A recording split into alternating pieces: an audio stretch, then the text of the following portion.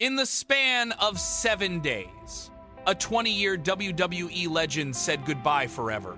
Cody Rhodes got powerbombed through a table by his own storyline. And a man who hadn't been seen in WWE for months walked through a garage door in his hometown and walked out as the undisputed WWE Champion. If you think you've seen everything WWE can throw at you, you have not seen this week. Sheamus is gone, CM Punk is champion, SummerSlam just got a dream match nobody saw coming. Let's break it all down. What's up, everybody? Welcome back to Wrestle 360. If this is your first time here, this is where we break down everything happening in WWE and AEW. No fluff, just the facts and what they mean. Hit subscribe, turn on notifications, because this week you cannot afford to miss what's coming. Let's start with the story that changed everything. Okay, story number one, and I need you to buckle up because this is one of the wildest title changes we've seen in years. It starts at Night of Champions. Sami Zayn, a guy who has been chasing the top of WWE for over 2 decades, finally wins his first undisputed WWE Championship, beating Cody Rhodes and Gunther in a triple threat. Emotional moment. Fans are thrilled. Zayn finally has his crown. Cody immediately cashes in his rematch clause by beating Jey Uso, setting up a Zayn Rhodes rematch on Raw. Everything's set, everything's normal. Then Chicago happens. Backstage before the match, Zayn tells Cody, "I'm not swooping in and taking this away from you the way it was taken from me." Nice moment, right? Wrong. Because out of nowhere, Gunther attacks Cody Rhodes, powerbombs him through a table, then, just to make sure the message lands, throws Cody's head into a car door. Cody is done. Ruled unfit to compete, his title shot gone. Just like that. So, now Raw has no main event, Zayn's standing there with no opponent, and then, the garage door opens. CM Punk. In Chicago, his hometown, first appearance in 11 weeks. The place goes absolutely nuclear. Punk steps in as Zayn's replacement opponent, and what follows is a 20-minute war, GTS counters, Blue Thunder bombs, both men kicking out of each other's finishers multiple times until Punk hits his own version of Zayn's Helluva Kick, followed by the GTS, and pins him. CM Punk, 3-time WWE Champion. Sami Zayn's reign lasted 9 days. Now I have to say it, because the internet already is, some fans are calling this the CM Hogan moment, joking that Punk basically no-showed his way into a title win by getting handed the spot after Cody got taken out. Is that fair? Maybe, maybe not. But you cannot deny the moment hit. That Chicago pop was real.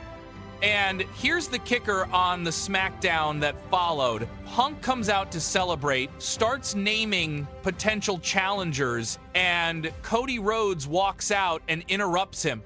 The two agree this needs to happen, a dream match, years in the making. Punk wants it at WrestleMania, Cody wants it now.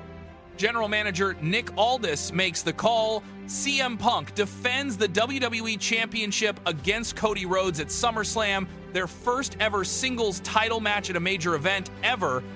This is the story of the summer. Let me know, do you think Cody finally gets his win back, or does Punk walk out of Minneapolis still champion? Story number 2, and this one hits different. Sheamus is officially permanently done with WWE. Here's how it went down. Reports first surfaced that Sheamus was offered a restructured contract at reduced pay, and instead of signing, he chose to walk into free agency. On July 5th, his profile quietly got moved to the alumni section of WWE.com. In this business, that's basically a confirmation stamp. Then, 5 days later, Sheamus broke his silence himself. He posted in Irish, "Slán mode WWE chaired goodbye, my WWE friends," and changed his social handles back to his real name, Stephen Farrelly. Let that sink in.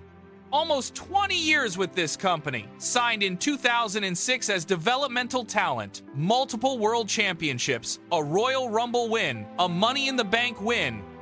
one of the most durable, reliable in-ring workers of his entire generation. And it ends not with a retirement tour, not with a final match, but with a tweet. His fellow Irish superstar JD McDonough posted an emotional goodbye of his own. Until the next one, Shamo. So the real question now, where does he go? He's been out since late last year recovering from shoulder surgery, so a full-time run isn't guaranteed anywhere. But the names being floated are massive. AEW is the obvious frontrunner, and legendary broadcaster Jim Ross has publicly said he'd love to see Sheamus reunite with Claudio Castagnoli as a tag team over there. This is part of a bigger pattern too. Sheamus joins a growing list of major departures since WrestleMania 42, including The New Day, Aleister Black, Zelina Vega, Kairi Sane, Apollo Crews, and the Wyatt Six. That's not a small list. That's a talent exodus worth paying attention to. Story 3. SummerSlam 2026 is only a few weeks away now. August 1st and 2nd in Minneapolis, and the card is turning into one of the most stacked in years. We already told you about Punk versus Rhodes for the WWE Championship, but that's not even the only dream match on this show. Roman Reigns is going to run it back with Seth Rollins for the World Heavyweight Championship, and based on what Rollins said on Raw this week, calling out Reigns for not even bothering to show up, this feud has some real heat behind it right now. On the women's side, Liv Morgan defends the Women's World Championship against Io Sky, two of the best in-ring performers on the roster going head-to-head. And in one of the most unexpected pairings of the year, Obafemi is set to face Brock Lesnar. Think about that for a second. The new generation against an absolute legend of the business. That's a statement match if we've ever seen one. There's also a gauntlet match brewing on Raw to determine who challenges Penta for the Intercontinental Championship. Names like Chad Gable, Dominic Mysterio, Rusev, and Javon Evans are all in the mix, so keep an eye on that. With this many dream matches already locked in, and we're still weeks out, SummerSlam 2026 has a real chance to be one of the best reviewed shows of the entire year. What match on this card are you most excited for? Let me know below. Story 4. SmackDown has been an absolute war zone the last couple weeks, and two moments stood out. First, Jacob Fatu turned on his own bloodline leader, Solo Sikoa, attacked him, took him out, and then in a move that's got everyone talking, told him to be present on Raw next week. That's not just a beatdown, that's a message. Fatu wants something specific to happen, and he wants Sikoa to watch it happen.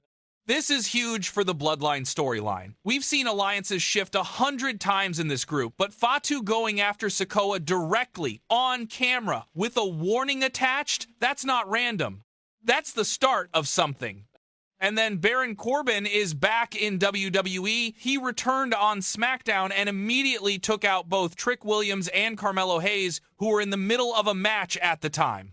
Corbin's return wasn't just a nostalgia pop. It directly cost Trick Williams a huge opportunity in the ring.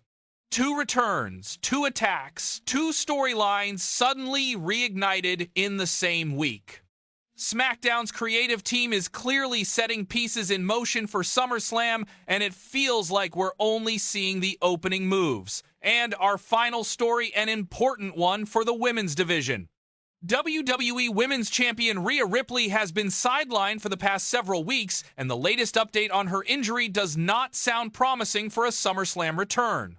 She hasn't wrestled in weeks, and right now, there's no clear timeline for when she'll be back. That leaves WWE in a tough spot. If this drags on much longer, they may be forced to make a decision about the championship itself.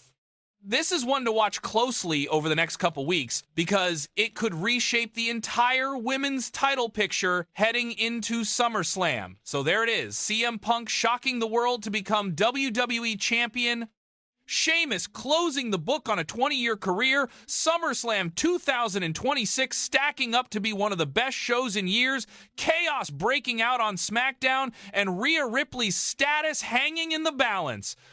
Out of everything we covered today, what's the story you can't stop thinking about? Drop it in the comments. I read every single one.